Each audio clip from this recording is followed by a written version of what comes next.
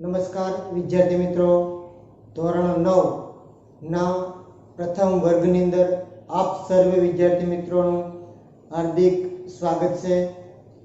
વિદ્યાર્થી મિત્રો, આજે આપણે ધોરણ 9 સામાજિક વિજ્ઞાનની અંદર પ્રથમ વર્ગની અંદર પ્રકરણ 4 જે છે ભારતની રાષ્ટ્રીય ચળવળો એટલે કે ભારત દેશની અંદર જે રાષ્ટ્રીય ચળવળો થઈ હતી તેના વિશેનો આપણે અભ્યાસ કરવાનો છે। તો વિદ્યાર્થી મિત્રો, ભારત દેશને આઝાદી મળી એ પહેલા ભારત દેશની અંદર બ્રિટિશ શાસકોએ ઘણા વર્ષો સુધી એટલે કે આશરે 200 વર્ષ સુધી પોતાનું શાસન કર્યું હતું। તો વિદ્યાર્થી મિત્રો, બ્રિટિશરોએ ભારત દેશ ઉપર ઘણા સમય સુધી ઘણા લાંબા સમય સુધી શાસન કર્યું અને આર્થિક રીતે ઇંગ્લેન્ડ છે એ ઘણું બધું સમૃદ્ધ થયું હતું। ઇંગ્લેન્ડમાં ભારત દેશમાંથી ઘણી બધી ધન સંપત્તિ ગઈ હતી, પણ એનું એક કારણ છે કે ભારત દેશ પ્રાચીન કાળથી રાજાશાહીના શાસન મુજબ જીવતો હતો। એટલે કે ભારત દેશ પણ વિશ્વના જે ઘણા બધા દેશો છે એમાં રાજાશાહી ચાલતી હતી, તેમ ભારતમાં પણ રાજાશાહી ચાલતી હતી। એટલે કે ભારત દેશની અંદર પણ રાજાઓ છે એ અંદરો અંદર એકબીજા સાથે લડતા ઝઘડતા હતા। એટલે કે કોઈ રાજા છે એ પોતાના રાજ્યનો વિસ્તાર કરવા માટે અથવા તો પોતાના રાજ્યને સમૃદ્ધ બનાવવા માટે પોતાના જ દેશના જે નજીકના રજવાડાઓ હોય છે તેની સાથે યુદ્ધ કરતા હતા અને પોતાના રજવાડાનો વિસ્તાર કરતા હતા। તો બ્રિટિશરો છે એ ભારત દેશની અંદર જ્યારે સમુદ્ર મારફતે આવે છે ત્યારે ભારત દેશની અંદર પોતાનો હેતુ લઈને આવે છે કે તેઓ ભારત ઉપર આવી અને ભારત દેશની અંદર વ્યાપાર કરે। પોતાનો જે ઈરાદો છે એ ભારત દેશની અંદર વસવાટ કરી સ્થાયી થઈ અને વ્યાપાર કરવાનો હતો, પણ તેઓ ઘણો સમય રહે છે ત્યાર પછી તેને ભારત દેશની અંદર જે રાજાઓ વચ્ચે પણ કેટલીક આંતરિક ખટપટો હતી અને જે એકબીજા સાથે રાજાઓ લડતા ઝઘડતા જોયા હતા અને આ પરિસ્થિતિનો લાભ ઉઠાવી અને અંગ્રેજોએ ઘણા સમય સુધી ભારત દેશ ઉપર શાસન કર્યું હતું। તો આ શાસનની અંદર જે બ્રિટિશ કંપની છે એ ત્યાર પછી બ્રિટિશરોએ પોતાની કંપનીનો વિસ્તાર કર્યો હતો અને ઘણા બધા કાયદાઓ પણ લાવ્યા હતા અને એ કાયદાઓનો અમલ કર્યો હતો। એ કાયદાઓ જે છે એ સમાન પ્રકારના કાયદા હતા અને એનું ન્યાયતંત્ર પણ સમાન હતું। એટલે કે જો બ્રિટિશનો કોઈ નાગરિક હોય તો એના માટે જે કાયદો લાગુ પડતો હોય એ જ કાયદો ભારત દેશના નાગરિક હોય એના માટે પણ સમાન હોય। એવી રીતે સમાન કાયદો અને સમાન ન્યાયતંત્ર હતું। આમ છતાં પણ જે બ્રિટિશ શાસનના જે શાસનાધિકારીઓ હતા તેમણે પોતાની લાલસા માટે અને જે ભારતના નાગરિકો ભારતના રાજાઓ હતા એની અંદર આંતરિક ખટપટો જોઈ અને ભારત દેશના નાગરિકોની જે કેટલીક ખામીઓ હતી એનો લાભ ઉઠાવી અને ભારત દેશ ઉપર શાસન કરે છે અને આ શાસનના કારણે તેઓ કેટલાક અધિકારો પણ નાખે છે અને કેટલાક કાયદાઓ પણ નાખે છે, કેટલાક એવા વહીવટી કાયદાઓ પણ બનાવે છે અને જેનાથી માહિતગાર ભારતના લોકો થાય છે। એટલે ભારતના લોકોને પણ ખ્યાલ પડે છે કે ભાઈ આ જે કાયદાઓ છે એના આધારે ભારતના લોકો સાથે અન્યાય થઈ રહ્યો છે। તો ભારતના લોકોને પછી ખ્યાલ પડે છે કે ભાઈ આપણે આ અન્યાયનો વિરોધ કરવો જોઈએ। તો અન્યાયનો વિરોધ કરવા માટે જેટલી પણ ચળવળો થઈ હતી એ તમામ ચળવળોને આજે આપણે રાષ્ટ્રીય ચળવળો એવું નામ આપી શકીએ છીએ, જે રાષ્ટ્રીય ચળવળો તરીકે ઓળખાતી હતી। એ તમામ ચળવળો વિશે વિદ્યાર્થી મિત્રો આપણે અભ્યાસ કરવાનો છે, બરોબર? તો સૌપ્રથમ આ રાષ્ટ્રીય ચળવળો શું હતી, કેમ હતી એની આપણે પ્રાસ્તાવિક વાત કરીએ તો બ્રિટિશરોના ભારત વસવાટ દરમિયાન ભારતની રાજકીય પરિસ્થિતિ થયા હતા। સૌપ્રથમ તો બ્રિટિશરો છે એ જ્યારે ભારતમાં આવ્યા હતા ત્યારે તેણે વસવાટ કરી, એટલે કે ઘણા સમય સુધી ભારત દેશના મોટા ભાગના વિસ્તારોમાં તેમણે વસવાટ કર્યો, એટલે કે ત્યાં રહ્યા અને તેની ભારત દેશની પરિસ્થિતિ તેઓએ જાણી કે ભારતના કયા વિસ્તારની અંદર કેવા પ્રકારની પરિસ્થિતિ છે એનો એણે તાગ મેળવ્યો. તો આ પરિસ્થિતિની અંદર તેમણે કેટલીક રાજકીય ખટપટો દેખાણી. બરોબર, મેં તમને વાત કરી એમ જે રાજાઓ છે એ અંદરો અંદર લડતા ઝઘડતા જોયા, એટલે આવી ઘણી બધી ખામીઓ તેણે જોઈ, રાજકીય ખટપટો તેઓએ જોઈ. તો રાજકીય પરિસ્થિતિ કેવા પ્રકારની હતી એનો એમણે તાગ મેળવ્યો કે કયા વિસ્તારની અંદર પોતે જાય અને તો ક્યાં એને લાભ થાય, ફાયદો થાય, એ બાબતની માહિતી આ બ્રિટિશરોએ મેળવી. ત્યાર પછી તેને ખ્યાલ આવે કે તેઓ કયા વિસ્તારમાં જાય તો પોતાના માટે, એટલે કે પોતાનો જે વ્યાપાર છે એ કરી શકે. એટલે તેણે સૌપ્રથમ રાજકીય પરિસ્થિતિનો તાગ મેળવ્યો. ત્યાર પછી તેને જાણ્યું કે ભારતની અંદર રાજકીય ખટપટો અને આંતરિક નબળાઈનો લાભ ઉઠાવ્યો અને ભારતની અંદર ઈસવીસન 1600 ની અંદર તેણે બ્રિટિશ ઈસ્ટ ઇન્ડિયા કંપનીની સ્થાપના કરી હતી. બરોબર, બ્રિટિશ ઈસ્ટ ઇન્ડિયા કંપનીની સ્થાપના કરી હતી. આ જે બ્રિટિશ ઈસ્ટ ઇન્ડિયા કંપની છે એણે બંગાળમાં પગ પેસારો કર્યો હતો. સૌપ્રથમ એણે બ્રિટિશ ઈસ્ટ ઇન્ડિયા કંપનીની સ્થાપના કરી અને બંગાળ પ્રાંત છે જે ભારત દેશનો સૌથી મોટો, તે સમયનો મોટું રાજ્ય કહેવાતું હતું. બરોબર, તો એ રાજ્યની અંદર તેણે સૌપ્રથમ પગ પેસારો કર્યો, એટલે કે બંગાળ પ્રાંતની અંદર તેઓ આવ્યા. ત્યારે ઈસવીસન 1757માં. તો ઈસવીસન 1757 થી 1857 નો સંગ્રામ થયો, ત્યાં સુધી તેમણે 100 વર્ષ સુધી શાસન કર્યું અને પોતાનું આધિપત્ય જમાવ્યું. એટલે કે પોતે જે શાસન કરવાની રીત છે એમાં એ પાવરદાર થઈ ગયા. એટલે કે તેને ખ્યાલ આવી ગયો કે હવે આ જે ભારત દેશના રાજાઓ છે એ કઈ રીતે પોતાના કહ્યામાં રહી શકે. એટલે તેણે 1757 થી શરૂઆત કરી અને 1857 નો જે સંગ્રામ થાય છે ત્યાં સુધી પોતે એવી રીતે શાસન કર્યું કે પોતે એક વ્યાપારી પ્રજા તરીકે અહીંયા આવી અને વ્યાપાર કરવા માંગતી હોય એવું લોકોને લાગ્યું. એટલે કે તેઓએ 100 વર્ષ સુધી શાસન કર્યું. પોતાનું જે શાસન છે, પોતાનું આધિપત્ય છે એ જળવાઈ રહે તે માટે દેશમાં મજબૂત વહીવટનો ધીરે ધીરે વિકાસ કર્યો. એટલે કે બ્રિટિશ કંપનીના જે અધિકારીઓ હતા એ અધિકારીઓએ એક પ્રકારનો વિચાર કર્યો કે પોતે કઈ રીતે ભારત દેશની અંદર રહી શકે અને પોતાના જે વેપાર છે એ પોતાનો રાજકીય વેપાર છે એ કઈ રીતે કરી શકે એનો તેને વિચાર કરી અને ધીમે ધીમે કરતું પોતાના જે વહીવટીઓ અને પોતાના કાયદાઓને અમલમાં મૂકી અને પોતાના અધિકારોને વ્યવસ્થિત રીતે સ્થાપિત કર્યા. પોતાનું આધિપત્ય જળવાઈ રહે તે માટે પોતાનું જે વહીવટી કામ છે એને ખૂબ જ તેણે મજબૂત બનાવ્યું. આ માટે શું કર્યું તો આ માટે તેણે વહીવટી માળખામાં કાયદાઓ, સમાન વહીવટ અને બ્રિટિશ પ્રણાલિકાનું અનુસારનું ન્યાયતંત્ર ગોઠવવામાં આવ્યું. એટલે કે એને એવા પ્રકારનું ન્યાયતંત્ર ગોઠવ્યું કે બ્રિટિશરોને ફાયદો થાય, એટલે કે પોતાનું શાસન કરનારા લોકો છે એને ફાયદો થાય. અને પણ એની અંદર કેટલાક એવા પણ કાયદા હતા કે જે સમાનપણે એની વહેંચણી કરવામાં આવે. એટલે કે જે કાયદા છે એ ભારતના નાગરિકોને લાગુ પડે એ જ કાયદા બ્રિટિશરોને લાગુ પડે, એટલે કે પોતાને કંપની શાસનોને લાગુ પડે. એવી રીતે કંપની શાસનને જે કાયદા લાગુ પડતા હોય એ કાયદા ભારતના લોકોને લાગુ પડે. આવી રીતે એને કેટલાક કાયદાઓ બનાવ્યા અને પોતાના શાસન માટે કેટલાક વહીવટના લગતા કાર્યો કર્યા. તો એણે એક ન્યાયતંત્રની રચના અમલમાં મૂકી હતી. આમ છતાં પણ ભારતમાં રહેલા જે અંગ્રેજો છે એ ભારતના ભોગે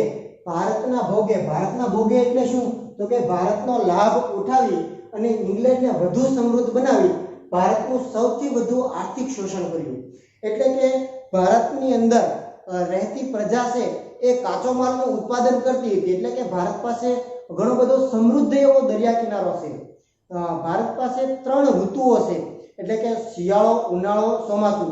આ ત્રણેય 3 ઋતુઓની અંદર ભારતની અંદર ઘણા બધા પાકનું ઉત્પાદન લઈ શકતી હતી. એવા ઘણા બધા પાકો થતા હતા. મરી મસાલાનું પણ ઉત્પાદન થતું હતું, કપાસનું પણ ઉત્પાદન થતું હતું. આવા ઘણા બધા પાકનું ઉત્પાદન થતું હતું અને જે ઉત્પાદનનો કાચો માલ ઇંગ્લેન્ડના જે શાસનાધિકારીઓ હતા એ સસ્તા ભાવે ખરીદી અને પોતાના દેશની અંદર એટલે કે ઇંગ્લેન્ડમાં લઈ જતા હતા અને ત્યાંથી જે પાકો માલ સ્વરૂપે એટલે કે ભારત દેશમાંથી જો તેઓ કપાસ ખરીદી અને ઇંગ્લેન્ડમાં લઈ જાય તો સસ્તા ભાવે લઈ જાય અને ત્યાં જઈ અને કપાસમાંથી જે કાપડ બનાવે છે તો એ કાપડ છે ભારતના લોકોને ખૂબ જ મોંઘા ભાવે વેચતા હતા. એટલે કે ભારતમાંથી ઘણી બધી આર્થિક સમૃદ્ધિ તેણે કમાઈ હતી. એટલે કે ભારત પાસેથી ઘણા બધા આર્થિક પરિબળો છે એ તેણે છીનવી એટલે કે ભારત પાસેથી ઘણી બધી રીતે આર્થિક રીતે સંપૂર્ણ થયું હતું. પણ ભારતના ભોગે કઈ રીતે તો કે ભારતના ભોગે આવી ઘણી બધી બાબતોની અંદર બ્રિટિશ કંપનીએ ભારત દેશમાંથી ઘણી બધી સમૃદ્ધિ મેળવી હતી. હવે આવી રીતે ભારતનું શોષણ થયું હતું. તો ભારતનું શોષણ થતું હતું તો જે અંગ્રેજોએ જે સમાન કાયદા, સમાન વહીવટ અને સમાન ન્યાયતંત્રની રચના કરી હતી તો સમાન કાયદા, સમાન ન્યાયતંત્ર અને સમાન વહીવટની અંદર ભારતની કેટલીક પ્રજા છે એ જાગૃત થઈ.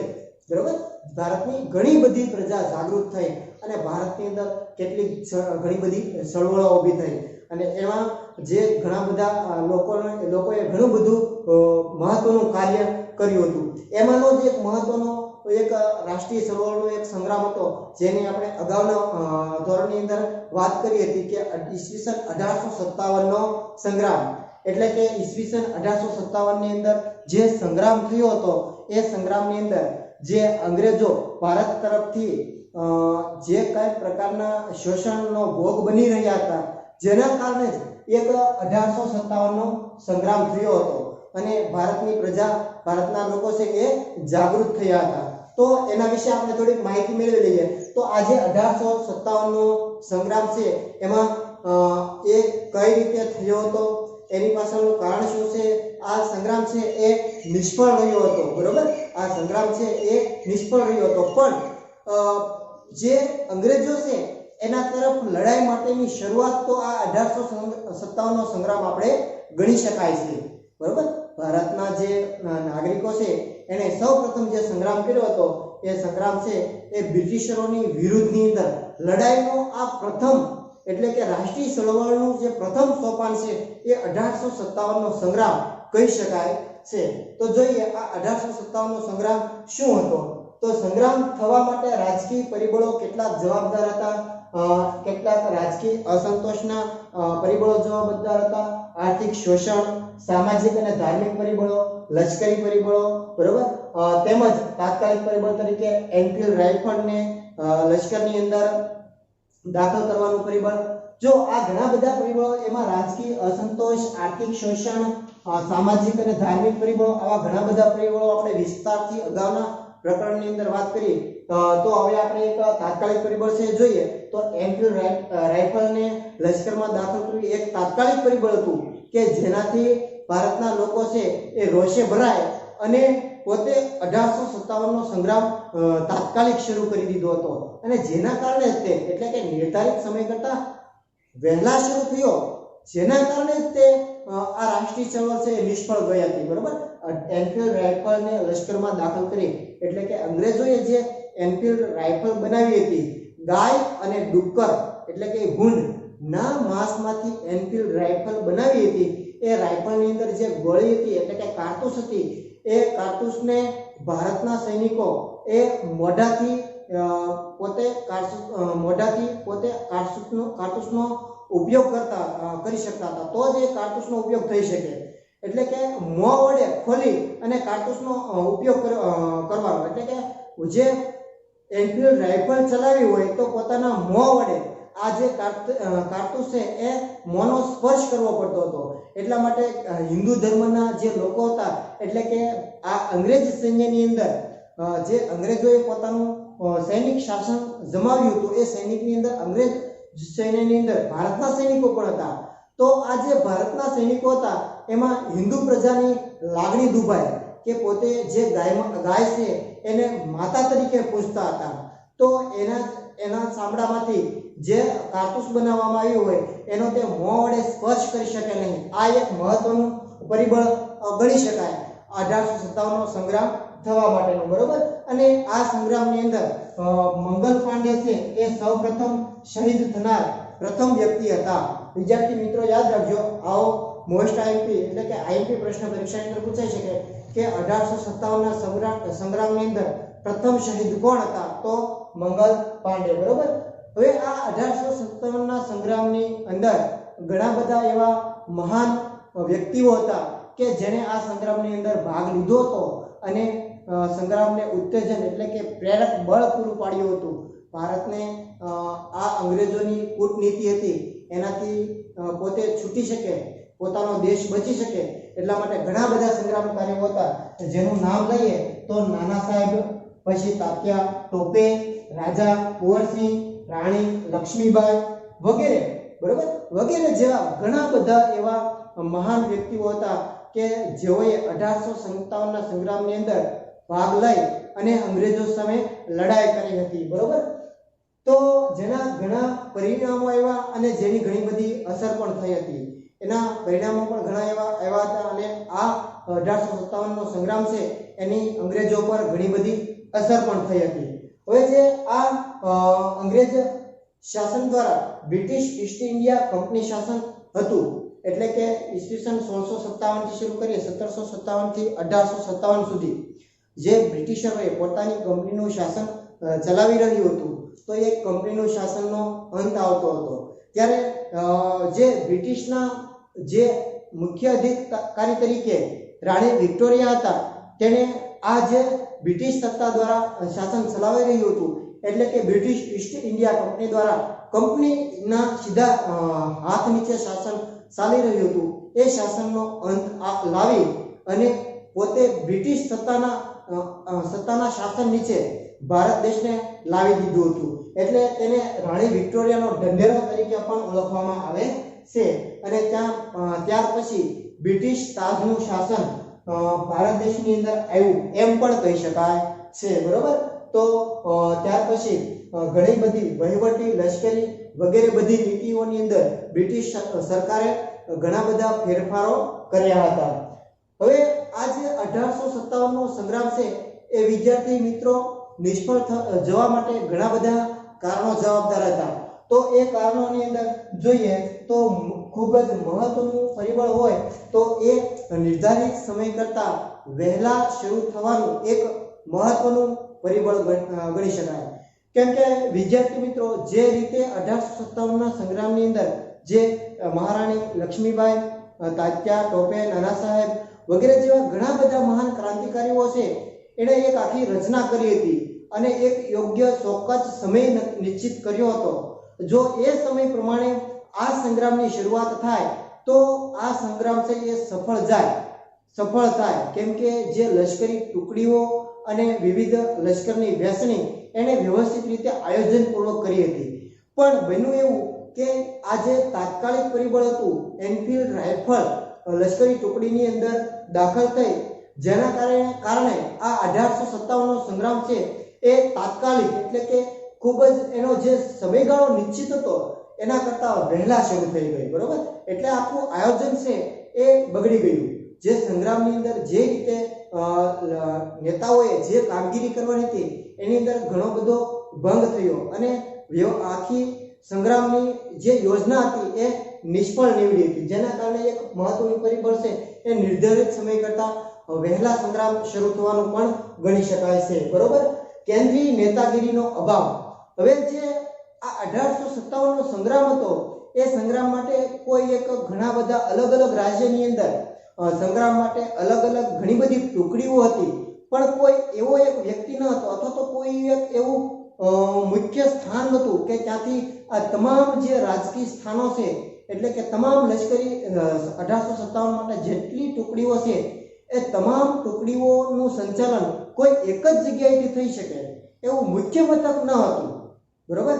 તો મુખ્ય મથક ન હતું જેના કારણે પણ 1857 નો સંગ્રામ નિષ્ફળ જવાનું કારણ આપણે ગણી શકાય છે, બરોબર. એટલે કેન્દ્રીય નેતાગીરીનો અભાવ, અપૂરતા અને પછાત શસ્ત્રો, એટલે કે જે ભારતના તે સમયે 1857ના સંગ્રામના સમયે જે સંગ્રામકારીઓ હતા એની પાસે પૂરતા શસ્ત્રો ન હતા. જે અંગ્રેજો પાસે આધુનિક, એટલે કે એની પાસે જે સારા એવા શસ્ત્રો હોવા જોઈએ એવા સારા શસ્ત્રો હતા નહીં. આ ઉપરાંત સંગ્રામકારીઓમાં રાષ્ટ્રીય ભાવના કરતા અંગત સ્વાર્થ વધુ હતા. જે અલગ અલગ પ્રદેશની અંદર રાજાઓ હતા એ રાજાઓ છે એની અંદર પોતે છે એ સમગ્ર દેશનો વિકાસ થાય, સમગ્ર રાષ્ટ્ર છે એ આ અંગ્રેજોના શાસન હેઠળથી મુક્ત થાય એવી તેનામાં ભાવના ન હતી. એટલે કે રાષ્ટ્રીય ભાવનાનો અભાવ હતો. પણ એ લોકો પોતાનો અંગત સ્વાર્થ, એટલે કે જો તેઓ પોતાના રાજ્ય ઉપર અંગ્રેજોનો કબજો છે તો અંગ્રેજો પર લડાઈ કરી અને માત્ર પોતાના રાજ્યનો જ વિસ્તાર થાય, એટલે કે પોતાના રાષ્ટ્રનો જ તે અંગ્રેજ શાસનમાંથી મુક્ત થાય એવા પ્રકારની પોતાની એક પ્રકારની શું કહીએ કે લાલસા હતી. જે કારણ પણ આ 1857નો સંગ્રામ નિષ્ફળ જવાનું કારણ બની શકાય છે. આ ઉપરાંત યોગ્ય અને સંગઠિત નેતૃત્વનો અભાવ હતો. આ ઉપરાંત જે ટુકડીઓ હતી 1857ના સંગ્રામની, આ ટુકડીઓ વચ્ચે યોગ્ય અને સંગઠિત રીતે કોઈ એવો નેતા ન હતો કે જે આખા 1857ના સંગ્રામને વ્યવસ્થિત રીતે ચલાવી શકે.